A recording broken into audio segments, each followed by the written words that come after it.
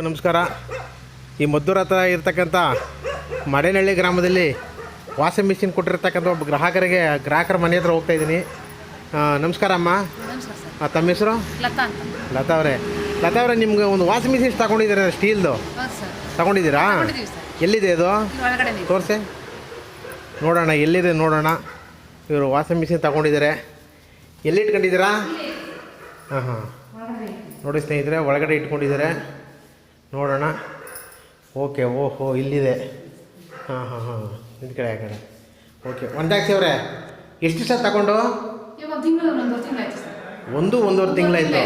ಹಾಂ. ಓಕೆ, ಈಗ ಏನು ಅನಿಸುತ್ತೆ ನಿಮಗೆ? ಬಟ್ಟೆ ಹೋಗೋದಕ್ಕೆ ನಿಮ್ಗೆ ತೃಪ್ತಿ ಆಗಿದೆ, ಸಮಾಧಾನ ಆಗಿದೆ.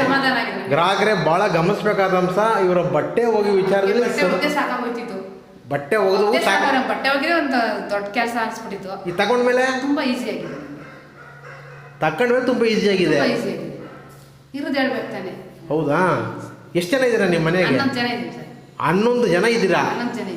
11 ಜನದ ಬಟ್ಟೆನೂ ಇದರಲ್ಲಿ ಹೋಗಿದ್ದೀರಾ?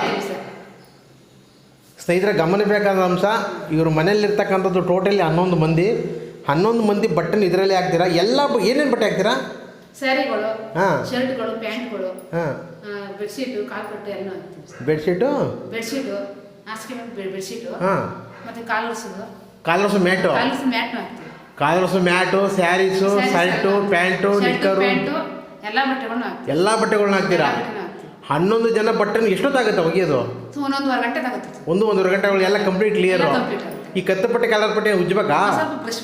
ಸ್ವಲ್ಪ ಬ್ರಷ್ ಮಾಡ್ಕೊತೀರಾ? ಹಾಂ. ಅದು ಬಿಟ್ಟರೆ ಇನ್ನೇನು ಮತ್ತೆ ತಲೆ ಕೆಡಿಸ್